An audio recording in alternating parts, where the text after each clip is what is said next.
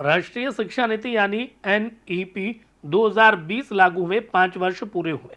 इसके लागू होने से पिछले 5 वर्षों में शिक्षा के क्षेत्र में कई सकारात्मक बदलाव हुए हैं। एक तरफ जहां रिसर्च और नवाचार को प्रोत्साहन मिला है, वहीं यह नीति छात्र छात्राओं के लिए समग्र बहुआयामी विकास और बहुविषयक साबित हुई है।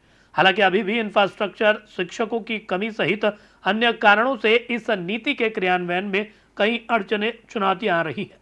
देखिए ये खास रिपोर्ट। 1968 और 1986 के बाद वर्ष 2020 में नई राष्ट्रीय शिक्षा नीति लागू की गई। विद्यार्थी और राष्ट्र केंद्रित इस शिक्षा नीति के एक तरफ जहां भारतीयता, भारतीय मूल्यों, भारतीय ज्ञान परंपराओं का समावेश है, वहीं 21वीं सदी के कौशल और प्रौद्योगिकी विकास को भी समाहित किया गया है। यूजीसी के पूर्व सचिव प्रोफेसर डॉक्टर रजनीश जैन ने राष्ट्रीय शिक्षा नीति 2020 के लागू होने के 5 वर्ष पूर्ण होने के उपलक्ष्य में डिजियाना न्यूज से नीति के विषय में विभिन्न पहलुओं पर चर्चा की। उनके मुताबिक नई शिक्षा नीति समग्र बहुविषयक शिक्षा, भारतीय ज्ञान प्रणाली, भारतीय भाषाओं, ऑनलाइन शिक्षा और डिजिटल सामग्री पर आधारित है। राष्ट्रीय शिक्षा नीति जो 29 जुलाई 2020 को माननीय प्रधानमंत्री जी द्वारा लागू की गई थी, ये वास्तव में एक परिवर्तनकारी नीति है, क्योंकि दो नीतियां आई थी उसके पहले, एक 1968 में और एक 1986 में।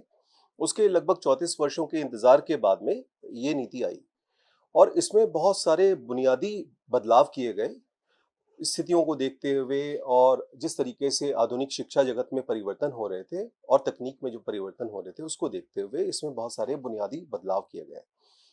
इसका पिछले 5 सालों में सतत तरीके से इम्प्लीमेंटेशन किया गया है और इसके इम्प्लीमेंटेशन के अब हमको परिणाम भी दिखने लगे हैं। अगर हम इसकी मुख्य भूमिका की बात करें, इसके जो बुनियादी पहलू की बात करें, सबसे ज़्यादा इसमें महत्व दिया गया था मल्टीडिसिप्लिनरी और होलिस्टिक एजुकेशन, यानी कि बहुविषयक और समग्र शिक्षा, जिसमें छात्रों को वाटर टाइट कंपार्टमेंट से निकाल के एक उनको बड़ा स्पेस दिया गया और उनको बहुत सारे ऑप्शंस दिए गए कि अगर आपका रुझान किसी विषय की तरफ है तो अब आप उस विषय को भी पढ़ सकते हैं। साइंस वाला आर्ट्स के सब्जेक्ट भी पढ़ सकता है, ह्यूमैनिटीज वाले भी पढ़ सकता है, इंजीनियरिंग और मेडिकल स्टूडेंट्स भी या लॉ स्टूडेंट्स भी दूसरे विषयों को पढ़ सकते हैं, जिससे कि उनका होलिस्टिक डेवलपमेंट हो।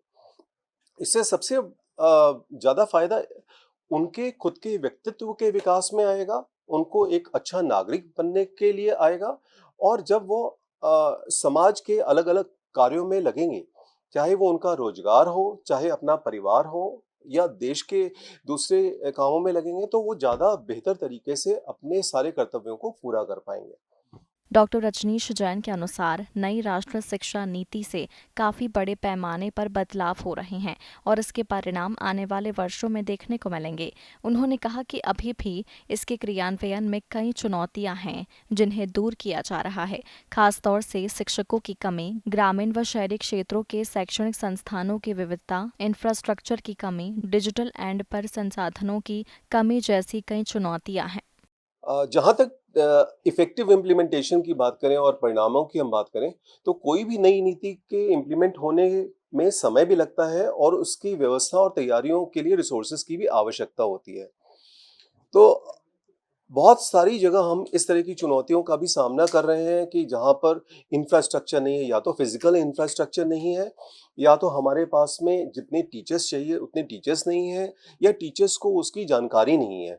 तो ये एक बुनियादी चुनौती सामने आ रही है, मगर इस चुनौती को दूर करने के लिए भी सरकार, चाहे वो केंद्र सरकार हो या राज्य सरकार हो, अपने-अपने स्तर पे प्रयास उन्होंने जारी रखे हैं। इसके अलावा एक और मूलभूत समस्या जो हमको आ रही है, भारत विविधताओं वाला देश है, तो हमारे यहाँ अलग-अलग तरह के जगहों पर अलग-अलग तरह के संस्थान हैं। ग्रामीण अंचल के अलग तरह के संस्थान हैं और शहरी क्षेत्रों के अलग संस्थान हैं। तो संस्थानों में भी उनके पास रिसोर्सेज और इंफ्रास्ट्रक्चर की लेवल अलग-अलग हैं। तो सीमित साधन होने से इसकी इम्प्लीमेंटेशन में भी कमी आ रही है। एक ये मूल कारण भी रहा है। राष्ट्रीय शिक्षा नीति की सफलता में एक बाधक इसके सभी राज्यों में समान रूप से लागू नहीं होना भी कारण है। अभी भी कुछ राज्यों में नई शिक्षा नीति को या तो लागू नहीं किया गया है या फिर अपनाने की गति बहुत धीमी है। हालांकि राज्य सरकारें, केंद्र सरकार, यूजीसी इसे लेकर काफी तेजी से काम कर रही हैं। अब भारत में चूंकि ये एक राष्ट्रीय शिक्षा नीति है, तो राष्ट्रीय शिक्षा नीति का इम्प्लीमेंटेशन सभी राज्यों में समान रूप से होना है। कुछ राज्यों ने इसमें ज़्यादा अच्छे तरीके से पहल करके, बहुत जल्दी पहल करके उसको इम्प्लीमेंट किया। कुछ राज्य धीरे-धीरे उसको समझ के फिर इम्प्लीमेंट कर पा रहे हैं। ये कहना तो ठीक नहीं होगा कि कुछ राज्य इसको नहीं कर रहे हैं। राज्यों में करने की जो गति है, वो अलग-अलग हो सकती है। जैसे मध्य प्रदेश एक अग्रणी राज्य रहा है, मध्य प्रदेश है, उत्तर प्रदेश है, गुजरात है, यहाँ पर ये इसको जल्दी से लागू किया गया।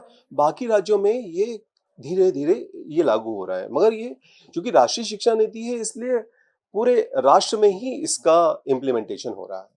बहरहाल इतना सच है कि नई राष्ट्रीय शिक्षा नीति के लागू होने से ऐसी शिक्षा व्यवस्था सुनिश्चित की जा रही है जिसमें विद्यार्थी अपनी रुचि, क्षमता और लक्ष्यों के अनुरूप आगे बढ़ सके। इसी नीति के पीछे की सोच से देश में भारतीय संस्कृति से जुड़ी शिक्षा, तकनीक और वैश्विक मानकों से लैस है। निश्चित तौर पर इसके सकारात्मक परिणाम आने वाले वर्षों में सामने आएंगे।